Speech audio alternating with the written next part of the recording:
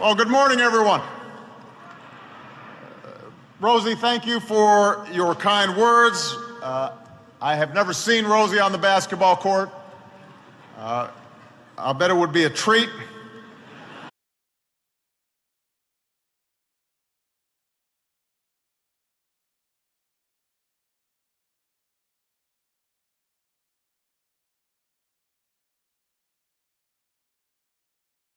Rosie, you've been a dear friend of mine for a long time, and a tireless advocate for the unbreakable bonds between Israel and the United States.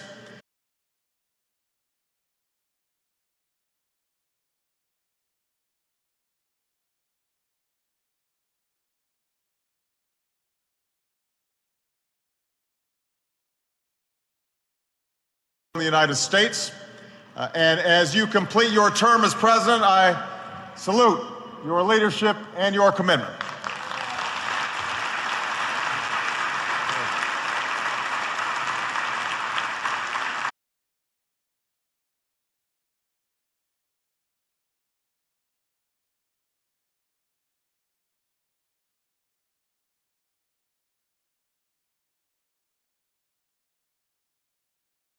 I want to thank the board of directors.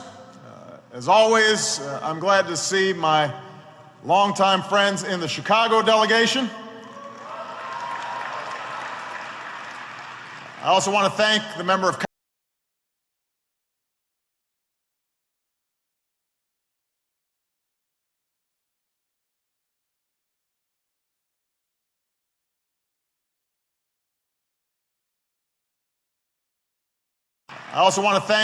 of Congress who are here with us today and who will be speaking to you over the next few days. You've worked hard to maintain the party.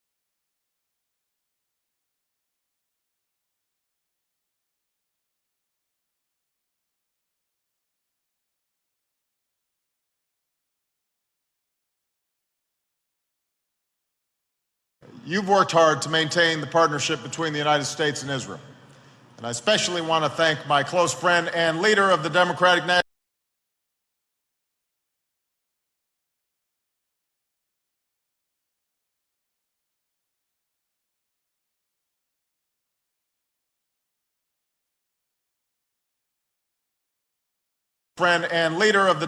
National Committee, Debbie Wasserman Schultz.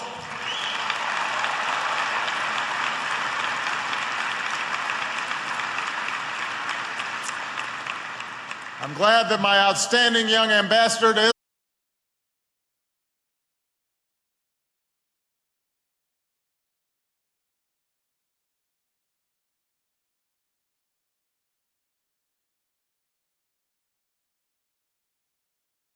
House.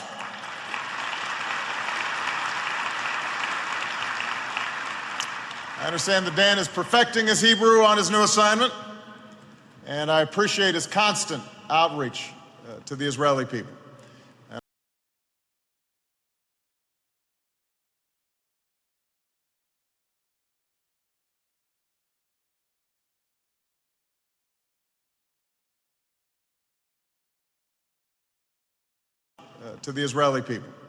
And I'm also pleased that we're joined by so many Israeli officials, including Ambassador Michael Oren.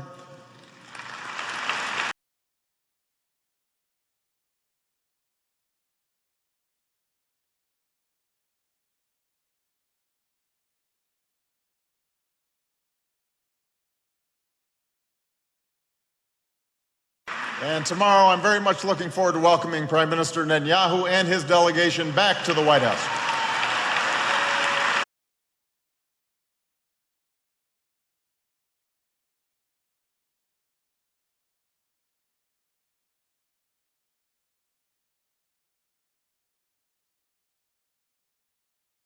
Every time I come to AIPAC, I'm especially impressed to see so many young people here.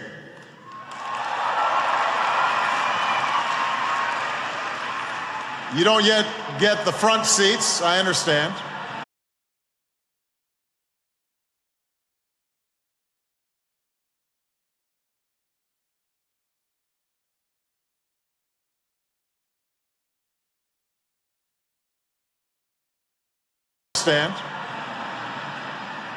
You have to earn that. But students from all over the country who are making their voices heard and engaging deeply in our democratic debate.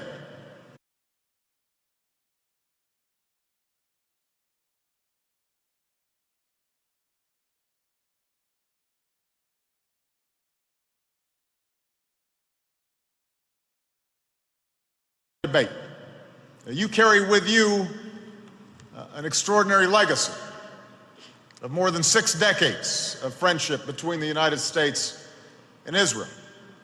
And you have the opportunity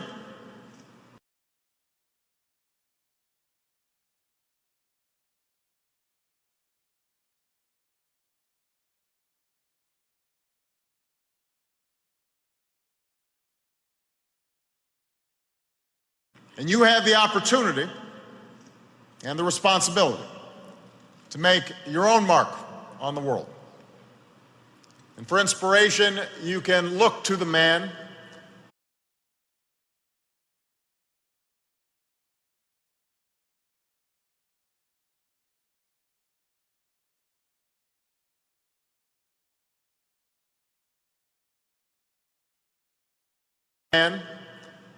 who preceded me on this stage, who's being honored at this conference, my friend, President Shimon Peres.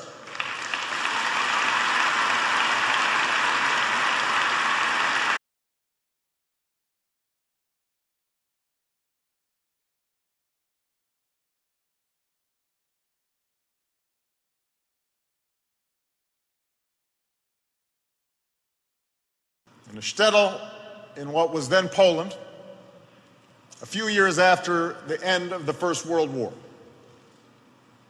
But his heart was always in Israel, the historic homeland of the Jewish people.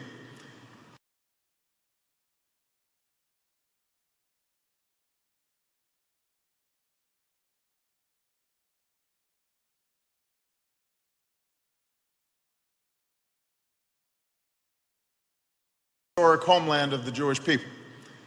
And when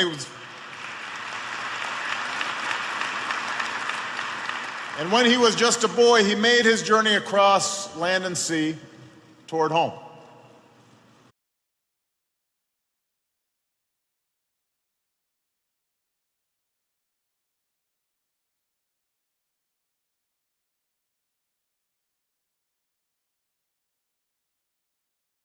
In his life, he has fought for Israel's independence, and he has fought for peace and security.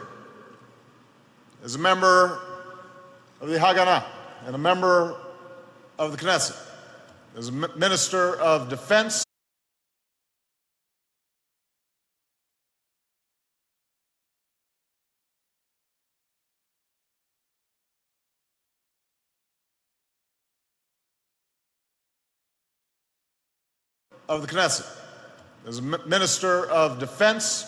and foreign affairs, as a prime minister and as president.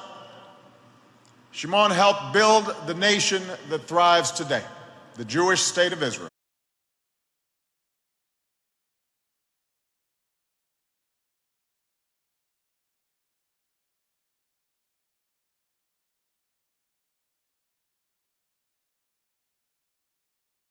Thrives today, the Jewish state of Israel.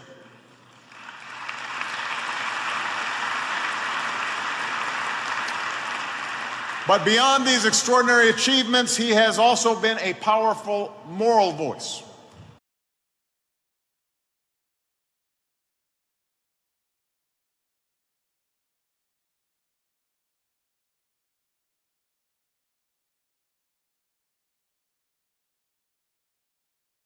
Moral voice that reminds us that right makes might, not the other way around.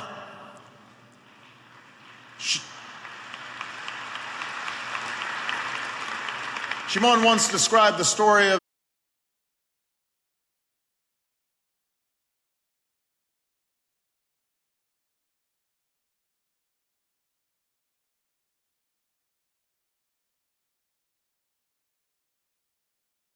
people by saying it proved that slings, arrows, and gas chambers can annihilate man, but cannot destroy human values, dignity, and freedom.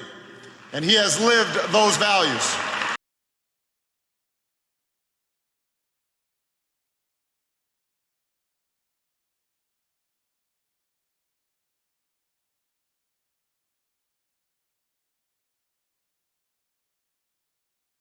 Lived those values.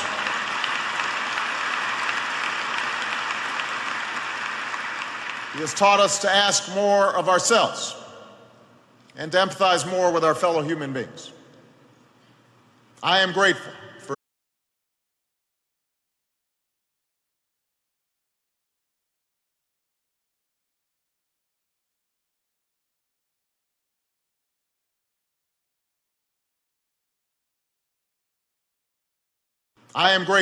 for his life's work and his moral example. And I'm proud to announce that later this spring, I will invite Shimon Peres to the White House to present him with a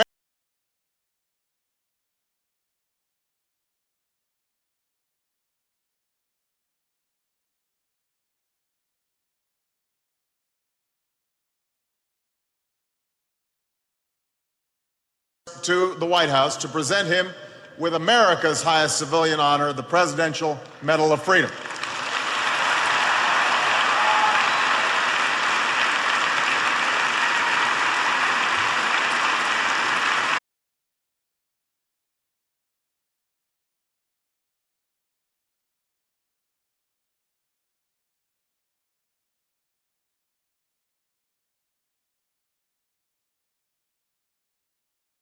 In many ways, this award is a symbol of the broader ties that bind our nations.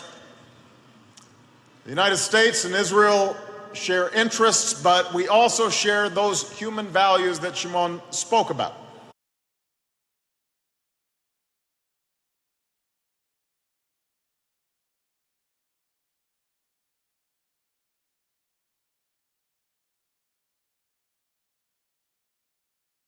Values that Shimon spoke about.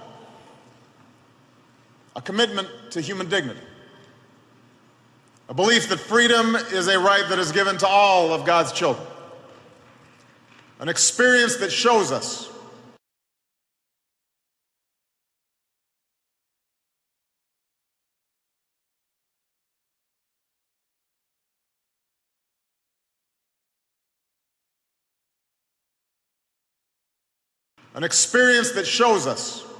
that democracy is the one and only form of government that can truly respond to the aspirations of citizens.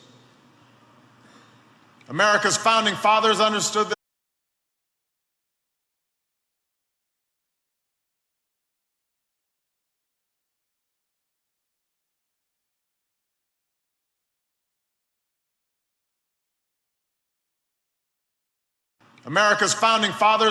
this truth, just as Israel's founding generation did. President Truman put it well, describing his decision to formally recognize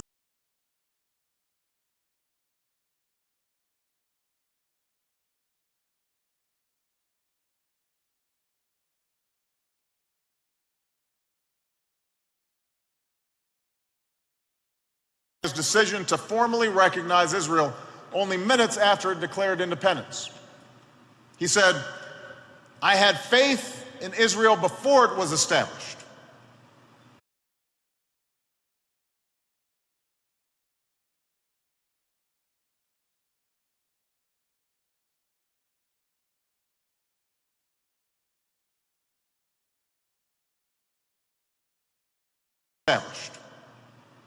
I believe it has a glorious future before it, as not just another sovereign nation, but as an embodiment of the great ideals of our civilization."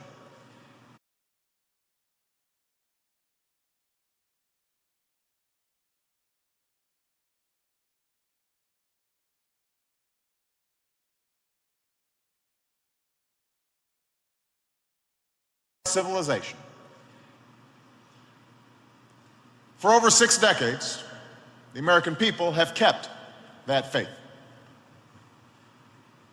Yes, we are bound to Israel because of the interests that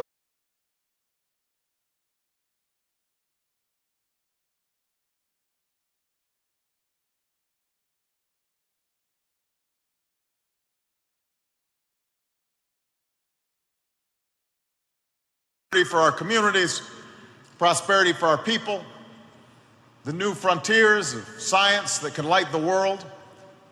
But ultimately, it is our common ideals that provide the true foundation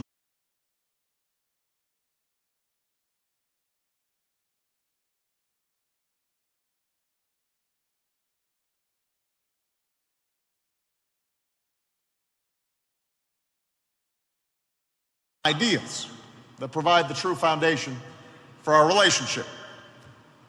That is why America's commitment to Israel has endured under Democratic and Republican presidents and congressional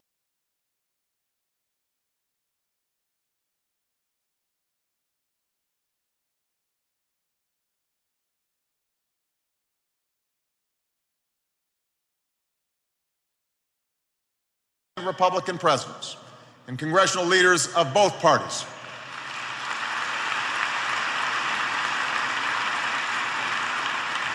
In the United States, our support for Israel is bipartisan, and that is how it should.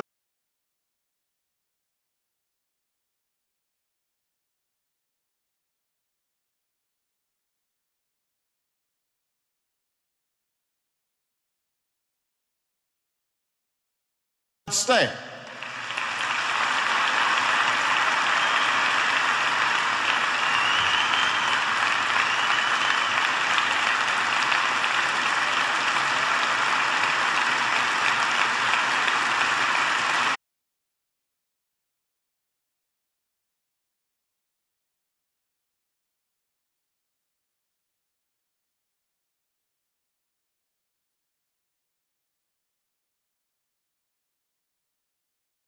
That over the next several days, you will hear many fine words from elected officials describing their commitment to the U.S.-Israel relationship.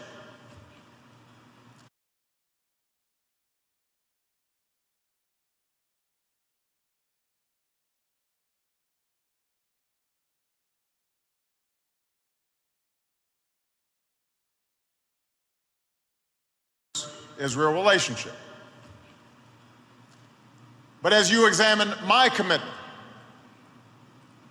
you don't just have to count on my words. You can look at my deeds.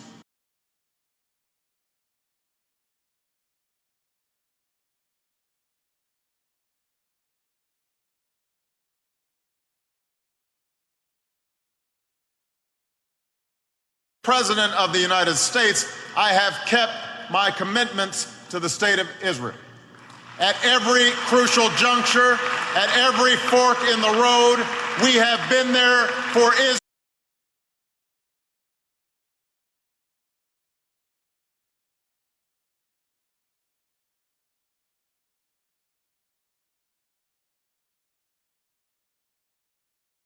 The road, we have been there for Israel every single time.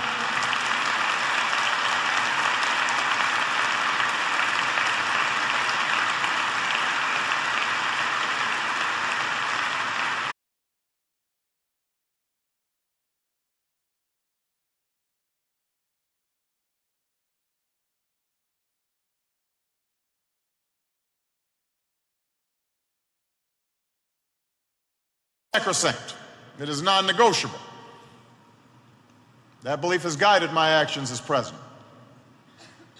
The fact is, my administration's commitment to Israel's security has been unprecedented.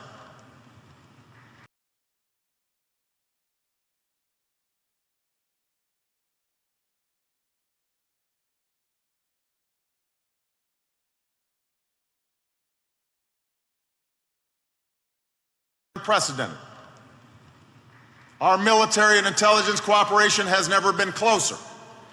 Our joint exercises and training have never been more robust. Despite a tough budget environment, our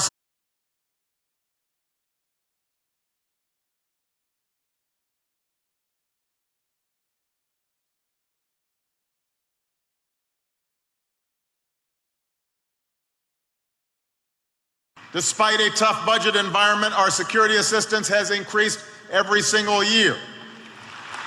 We are investing in new capabilities.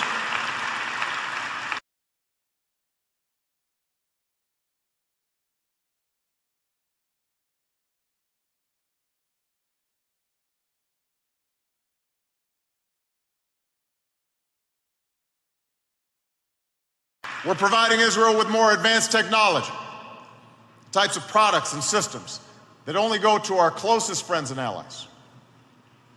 And make no mistake, we will do what it takes.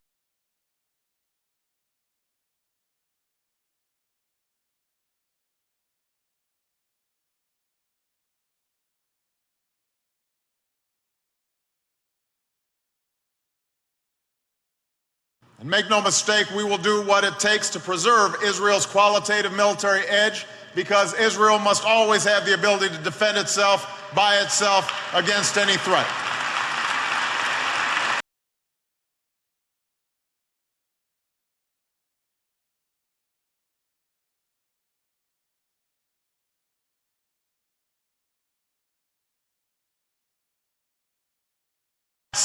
Against any threat.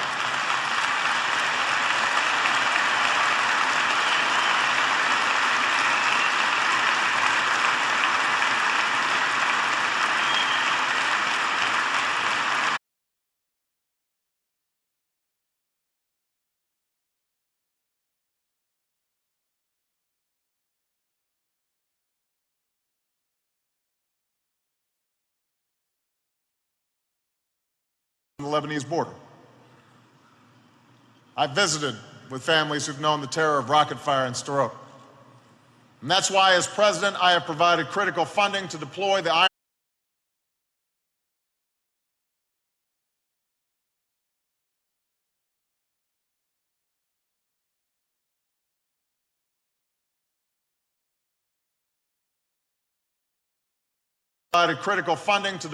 Iron Dome system that has intercepted rockets that might have hit homes and hospitals and schools in that town and in others.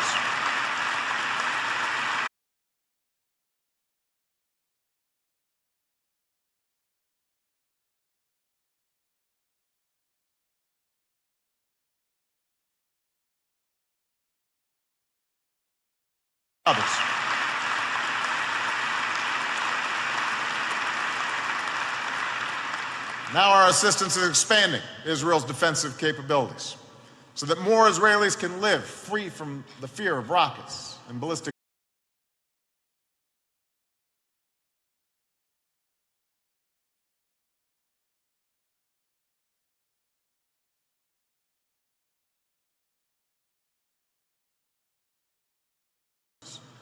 because no family, no citizen should live in fear.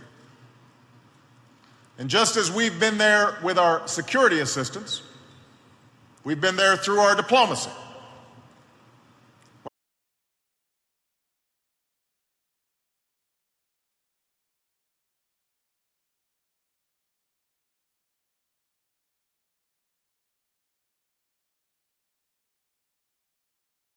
When the Goldstone report unfairly singled out Israel for criticism, we challenged it.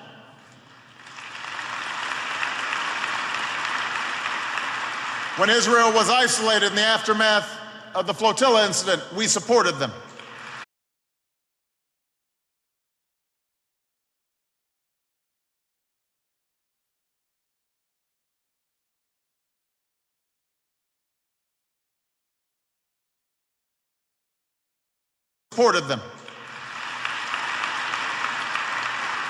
When the Durban conference was commemorated, we boycotted it, and we will always reject the notion that Zionism is racism.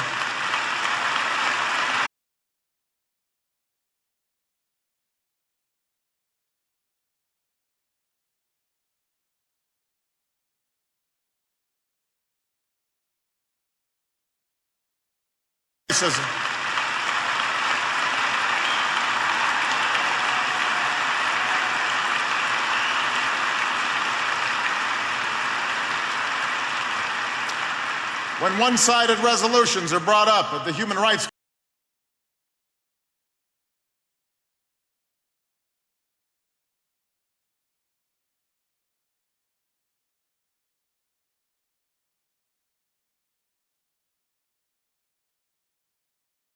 in Cairo, we intervened to save them.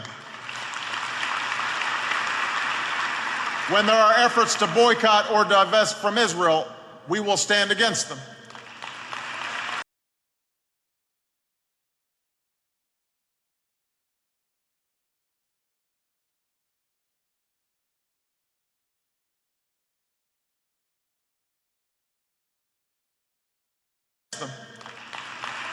And whenever an effort is made to delegitimize the State of Israel, my administration has opposed them.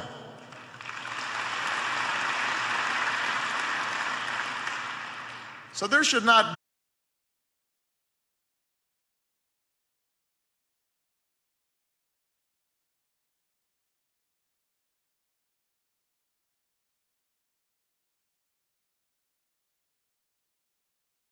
a shred of doubt by now. When the chips are down, I have Israel's back.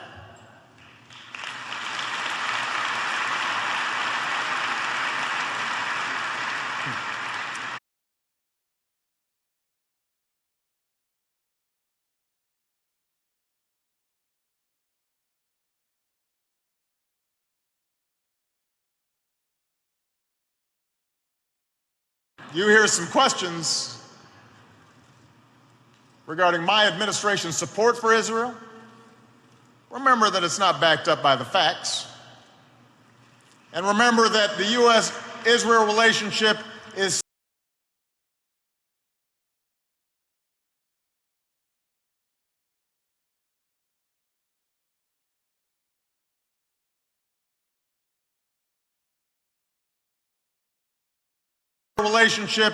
simply too important to be distorted by partisan politics. America's national security is too important. Israel's security is too important.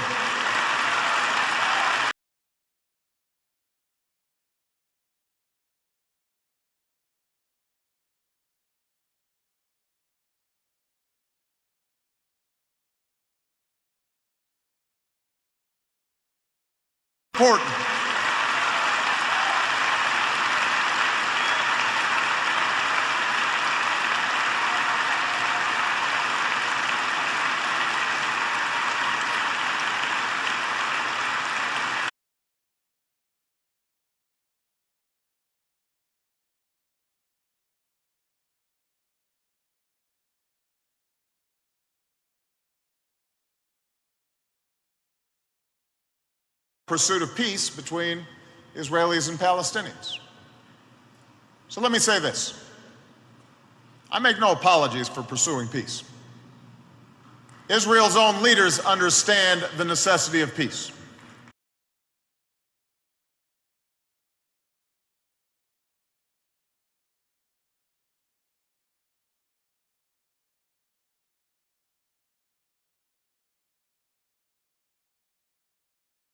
Necessity of peace.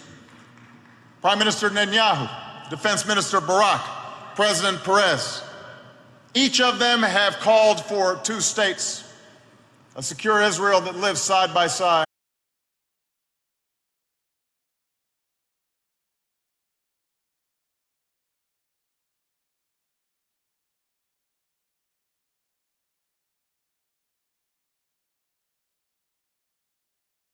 a secure Israel that lives side by side with an independent Palestinian state.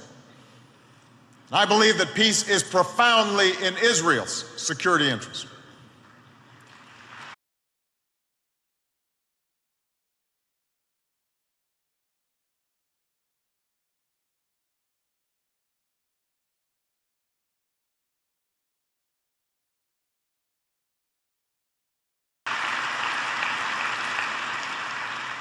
The reality that Israel faces, from shifting demographics to emerging technologies to an extremely difficult international environment, demands a resolution of this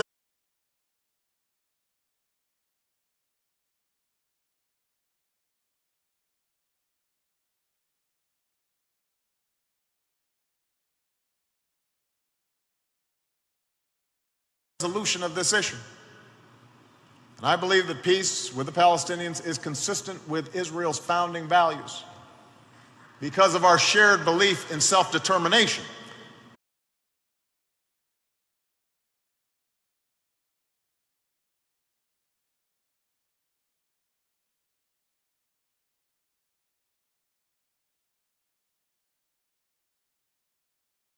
Self-determination. Because Israel's place as a Jewish and democratic state must be protected.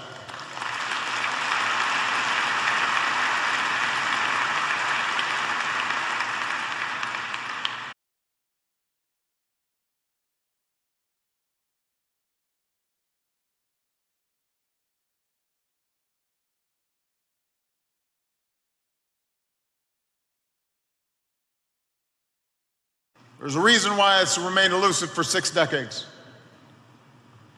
The upheaval and uncertainty in Israel's neighborhood makes it that much harder. From the horrific violence raging in Syria,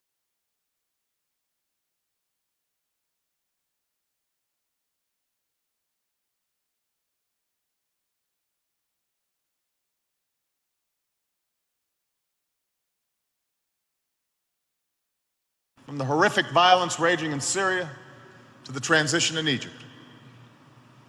And the division within the Palestinian leadership makes it harder still, most notably with Hamas's continued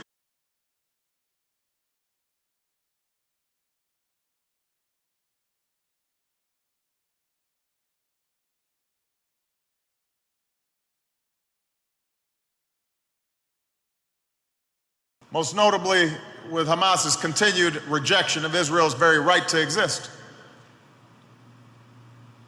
But as hard as it may be, we should not and cannot give in to cynicism or despair.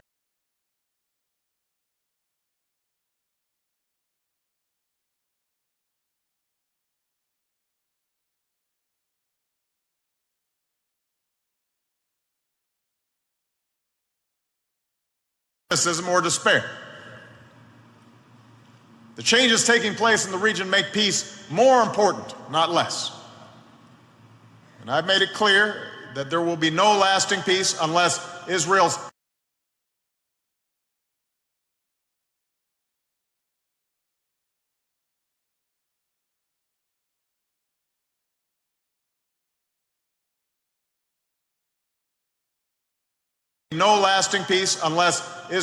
security concerns are met.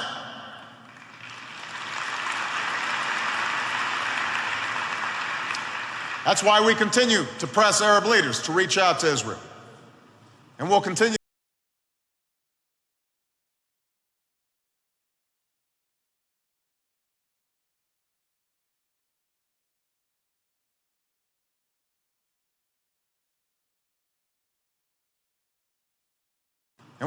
to support the peace treaty with Egypt.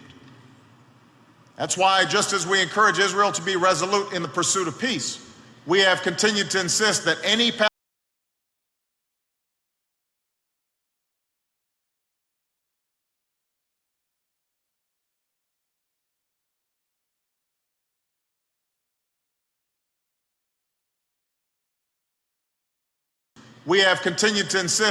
Palestinian partner must recognize Israel's right to exist and reject violence and adhere to existing agreements.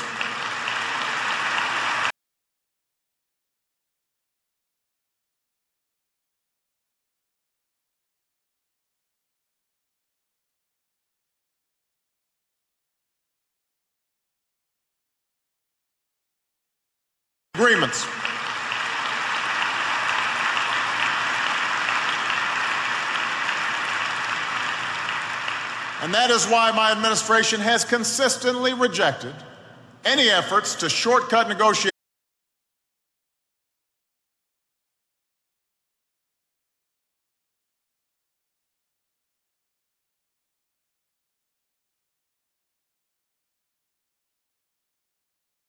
agreement on the parties. As Rosie noted, last year I stood before you and pledged that the United States will stand up against efforts to single Israel out at the United Nations.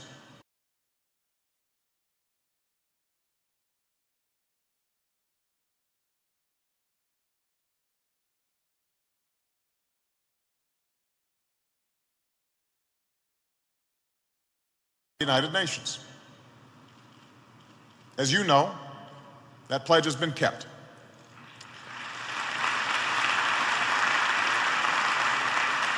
Last September, I stood before the United Nations General Assembly and reaffirmed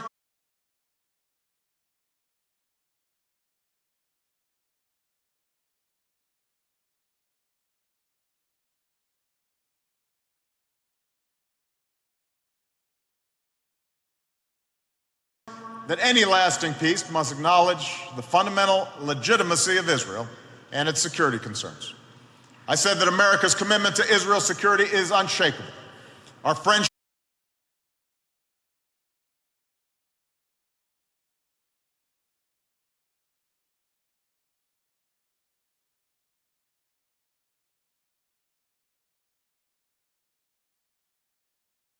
Israel's security is unshakable.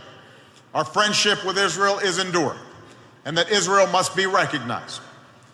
No American president has made such a clear statement about our support for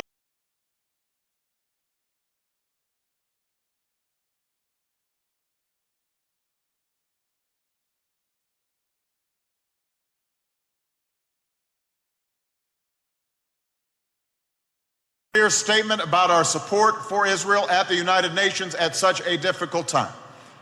People usually give those speeches before audiences like this one.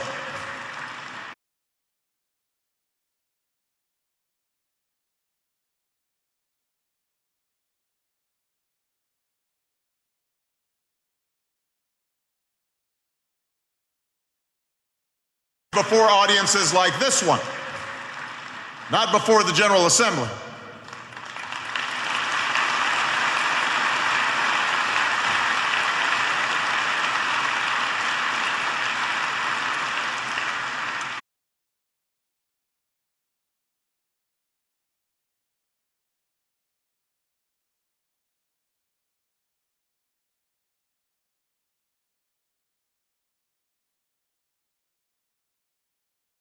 And as a result, today there is no doubt anywhere in the world that the United States will insist upon Israel's security and legitimacy.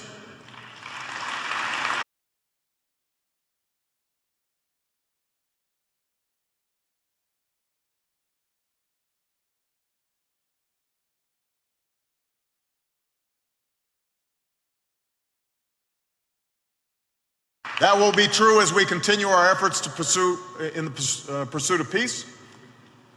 And that will be true when it comes to the issue that is such a focus for all of us today.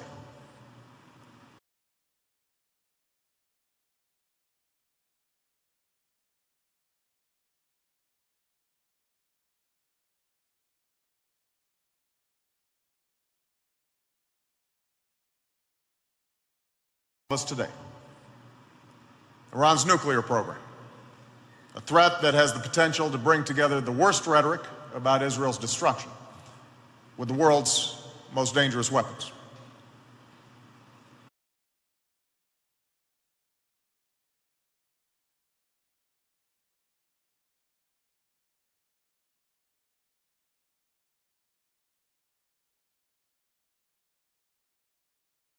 With the world's most dangerous weapons. Let's begin with a basic truth that you all understand. No Israeli government can tolerate a nuclear weapon in the hands of a regime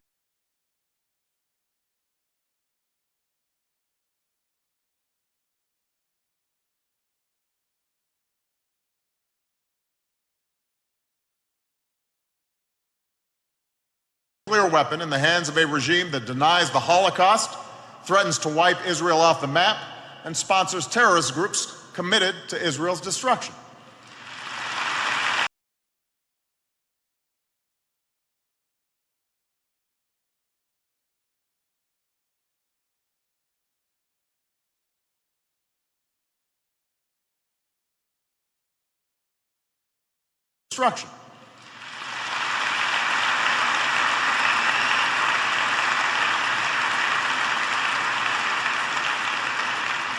And so I understand the profound historical obligation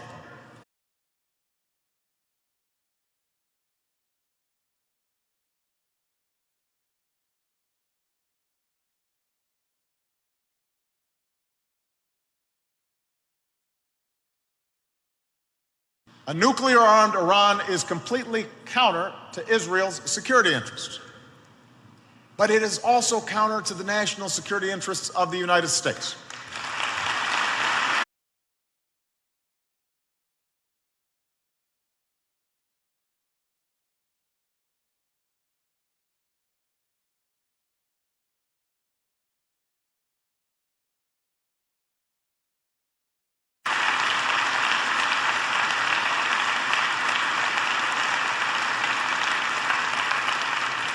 Indeed, the entire world has an interest in preventing Iran from acquiring a nuclear weapon.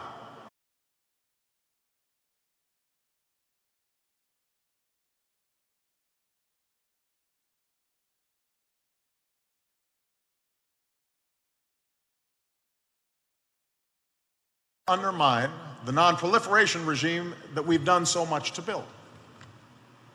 There are risks that an Iranian nuclear weapon could fall into the hands of a terrorist organization.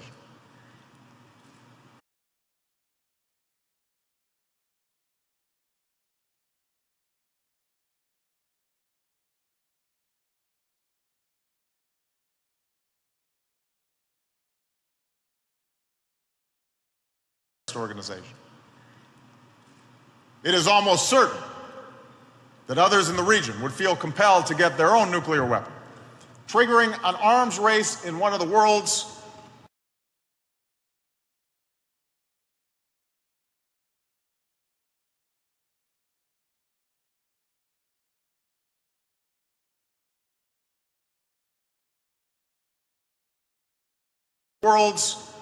most volatile regions. It would embolden a regime that has brutalized its own people. And it would embolden Iran's proxies, who have carried out terrorist attacks from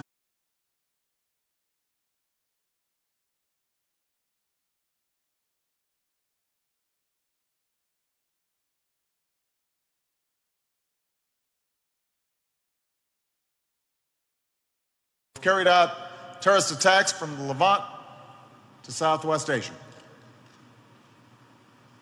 And that is why, 4 years ago, I made a commitment to the American people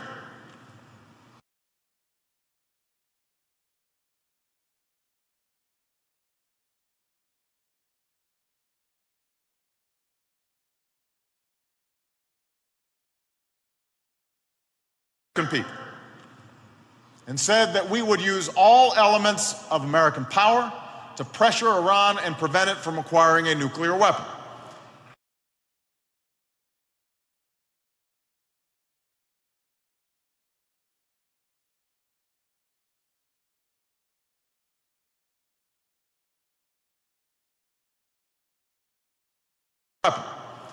And that is what we have done.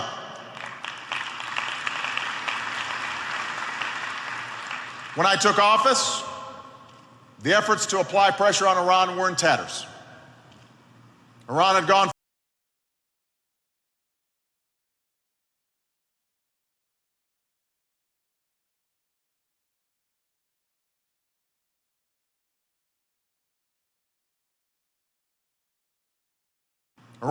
from 0 centrifuges spinning to thousands without facing broad pushback from the world.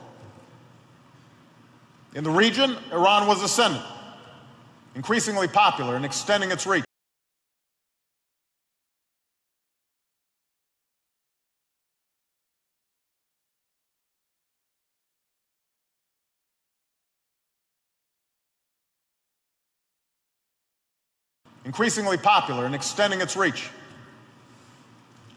In other words, the Iranian leadership was united and on the move, and the international community was divided about how to go forward.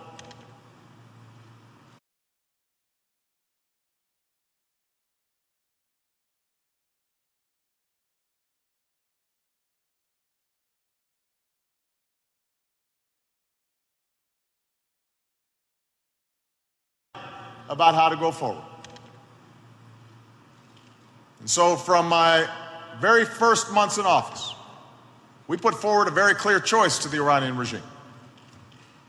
A path that would allow them to rejoin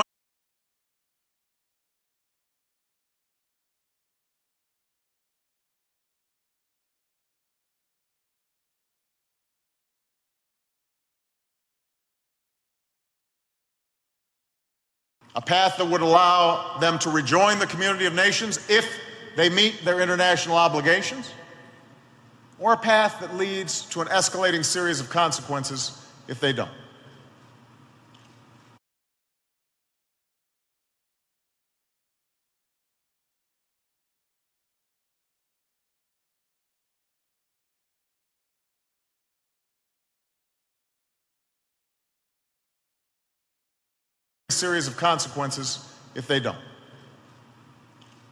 In fact, our policy of engagement, quickly rebuffed by the Iranian regime, allowed us to rally the international community as never before.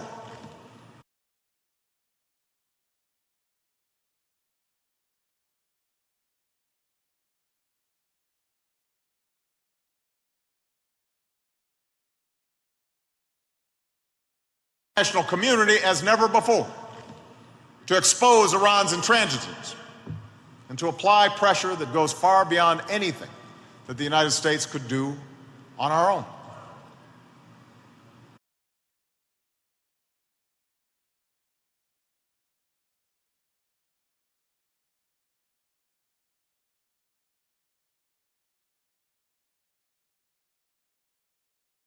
Could do on our own.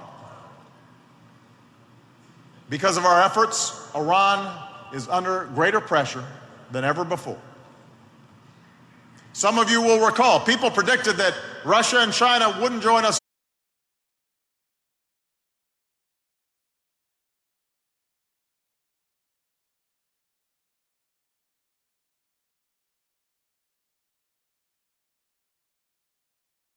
That Russia and China wouldn't join us to move towards pressure. They did. In 2010, the UN Security Council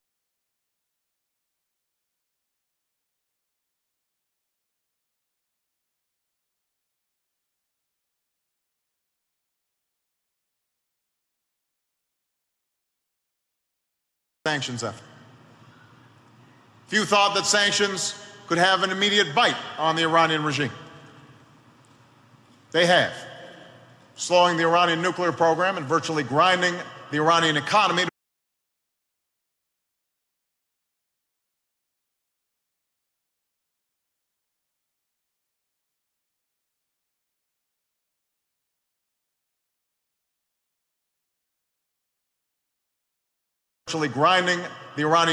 to a halt in 2011.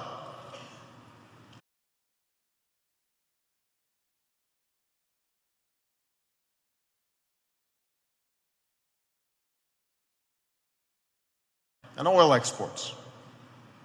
But our friends in Europe and Asia and elsewhere are joining us. And in 2012, the Iranian government faces the prospect of even more crippling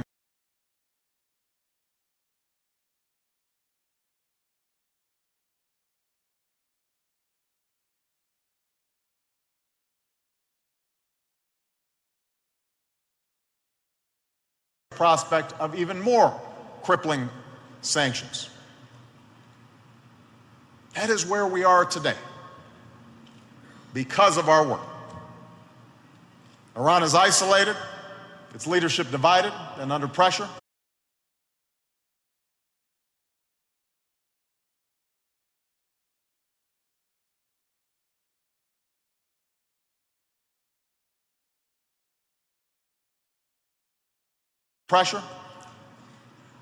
And by the way, the Arab Spring has only increased these trends as the hypocrisy of the Iranian regime is exposed.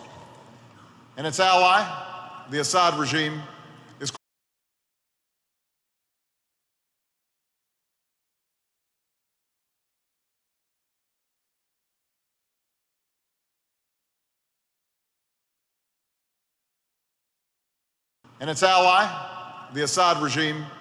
crumbling.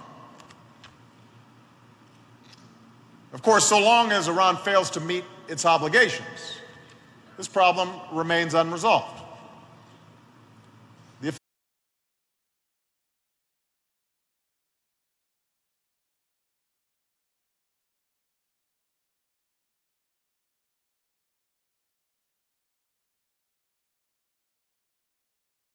effective implementation of our policy is not enough. We must accomplish our objective.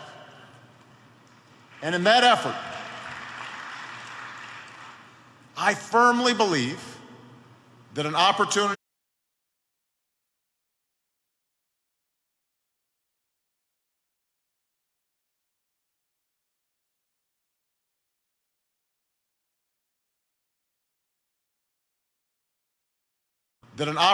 still remains for diplomacy, backed by pressure, to succeed.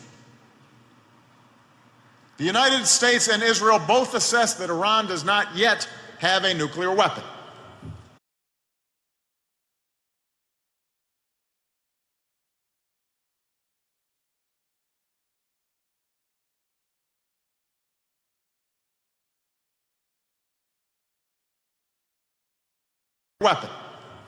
And we are exceedingly vigilant in monitoring their program.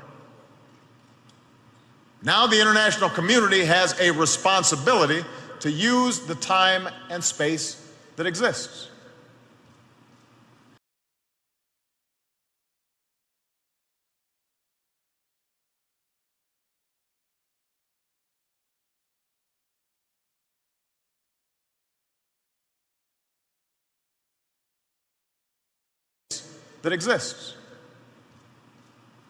Sanctions are continuing to increase. And this July, thanks to our diplomatic coordination, a European ban on Iranian oil imports will take hold.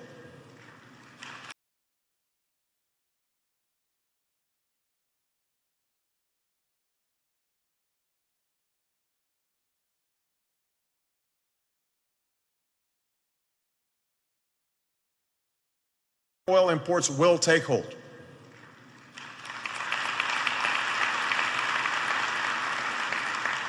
Faced with these increasingly dire consequences, Iran's leaders still have the opportunity to make the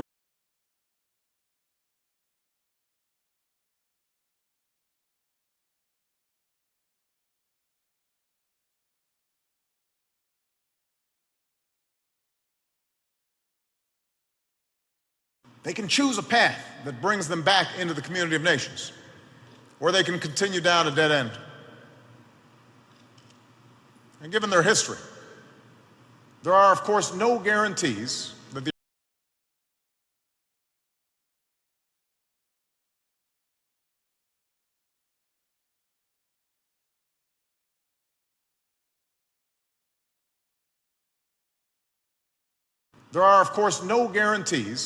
Iranian regime will make the right choice. But both Israel and the United States have an interest in seeing this change.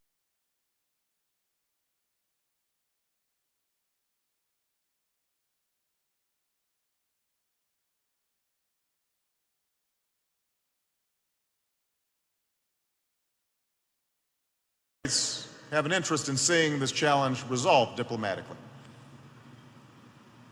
After all, the only way to truly solve this problem is for the Iranian government to make a decision to forsake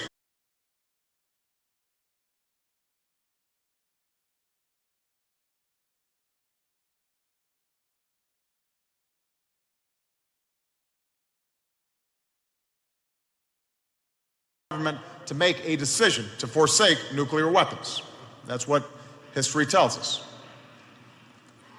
Moreover, as President and Commander-in-Chief, I have a deeply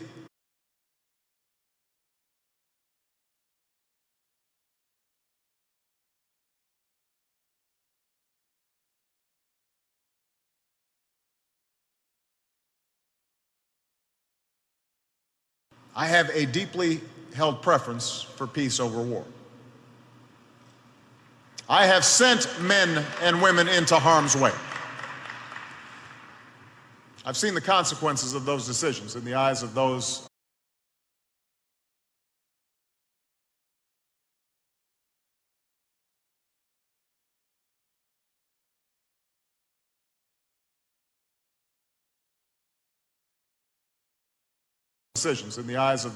I meet who've come back gravely wounded, in the absence of those who don't make it home. Long after I leave this office, I will remember those moments as the most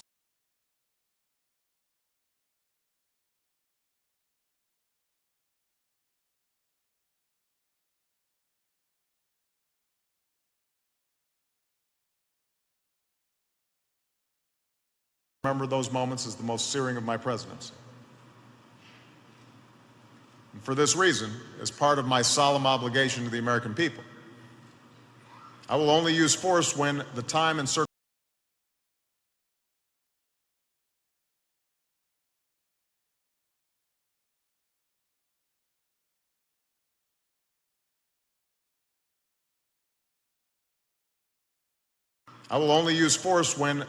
circumstances demand it.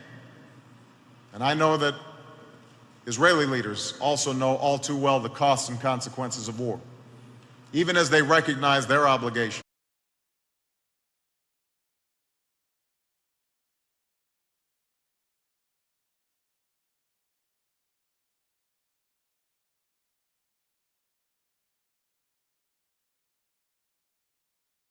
even as they recognize their obligation to defend their country. So we all prefer to resolve this issue diplomatically. Having said that, Iran's leaders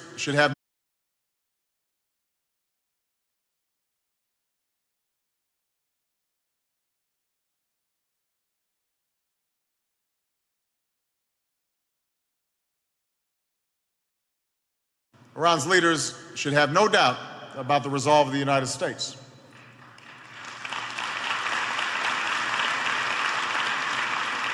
Just as they should not doubt Israel's sovereign right to make its own decisions about what is required to meet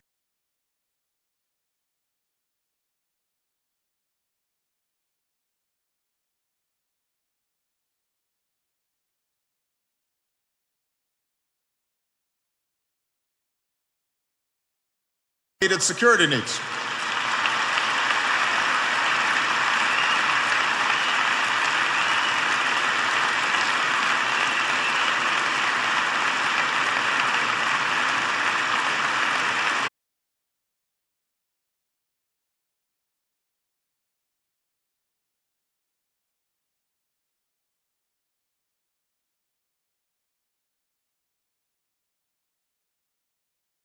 I mean what I say.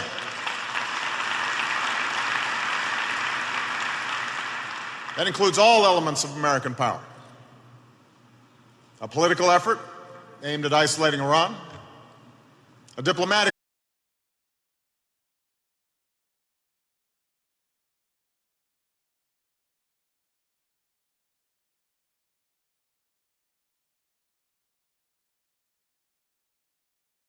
coalition and ensure that the Iranian program is monitored, an economic effort that imposes crippling sanctions, and yes, a military effort to be prepared for any contingency.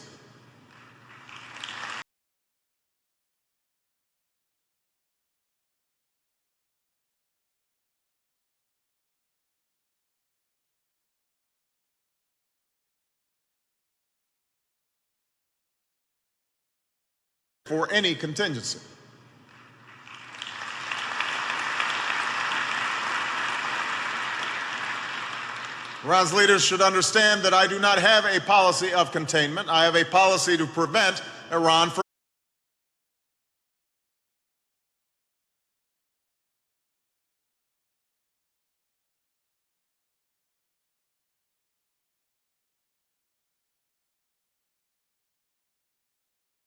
obtaining a nuclear weapon.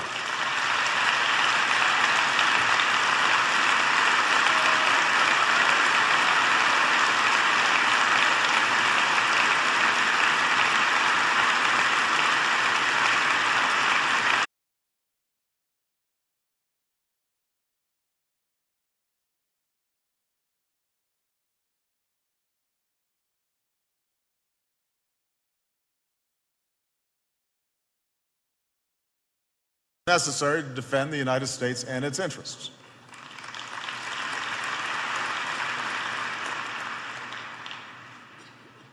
Moving forward, I would ask that we all remember the weightiness of these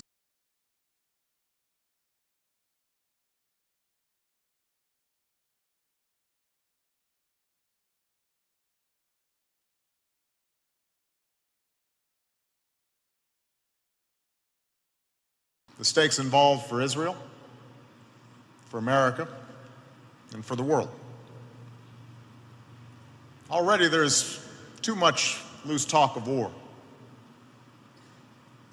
Over the last few weeks,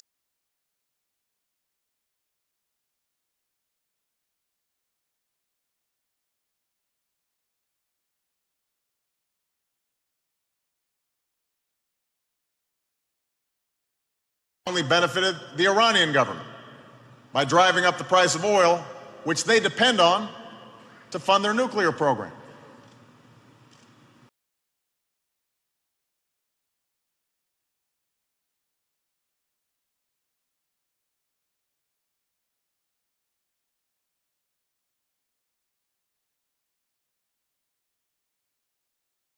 For the sake of Israel's security, America's security, and the peace and security of the world, now is not the time for bluster. Now's the time to let our increased pressure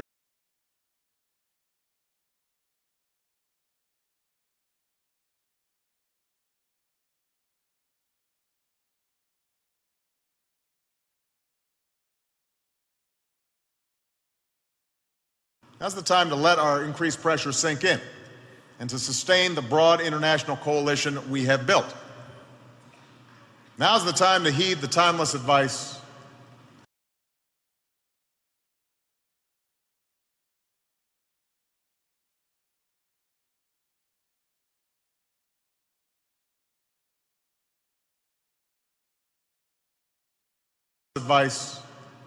from Teddy Roosevelt. Speak softly. Carry a big stick.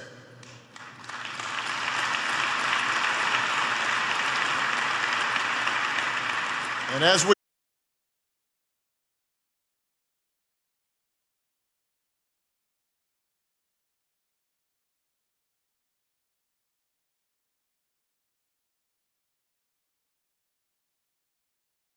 that our coordination with Israel will continue.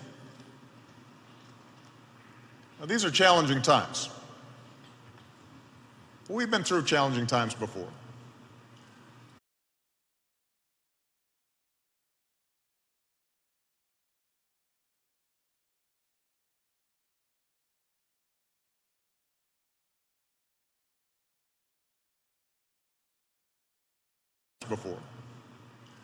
And the United States and Israel have come through them together. Because of our cooperation, citizens in both our countries have benefited from the bonds that bring us together.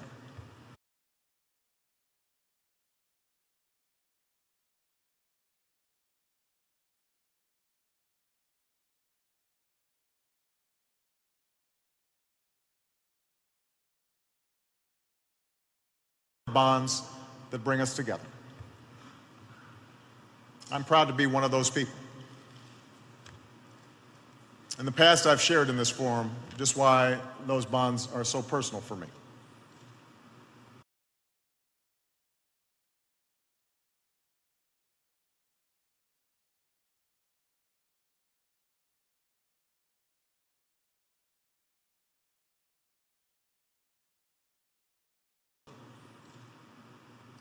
The stories of a great uncle who helped liberate Buchenwald, to my memories of returning there with Elie Wiesel.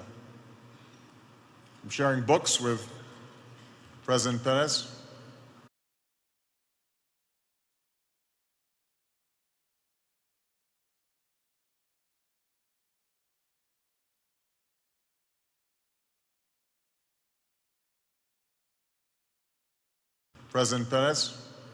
to sharing seders with my young staff, and a tradition that started on the campaign trail and continues in the White House. From the countless friends I know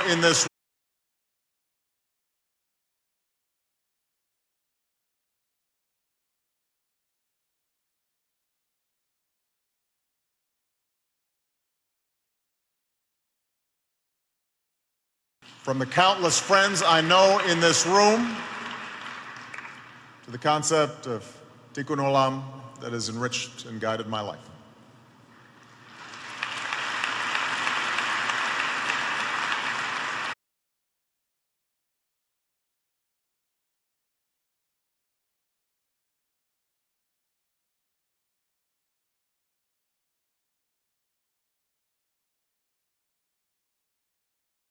Israel's story is one of hope. We may not agree on every single issue. No two nations do. And our democracies contain a vibrant diversity of views.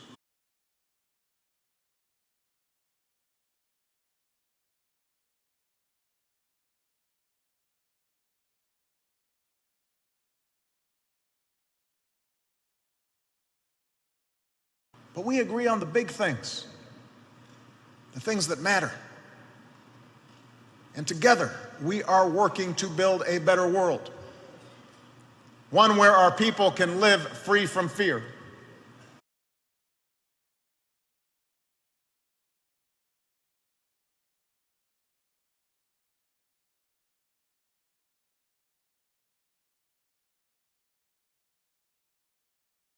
here, one where peace is founded upon justice, one where our children can know a future that is more hopeful than the present.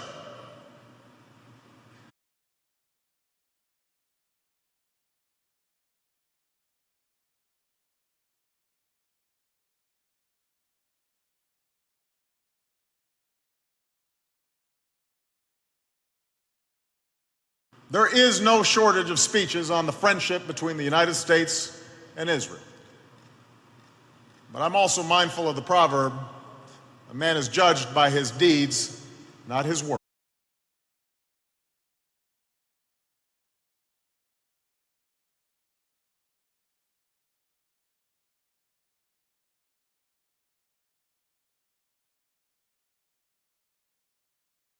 A man is judged by his deeds, not his words.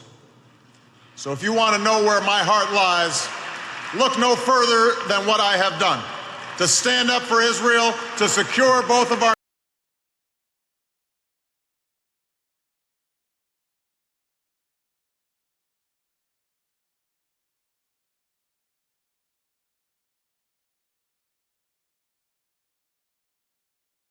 stand up for Israel, to secure both of our countries, and to see that the rough waters of our time lead to a peaceful and prosperous shore. Thank you very much, everybody. God bless you. God bless the people.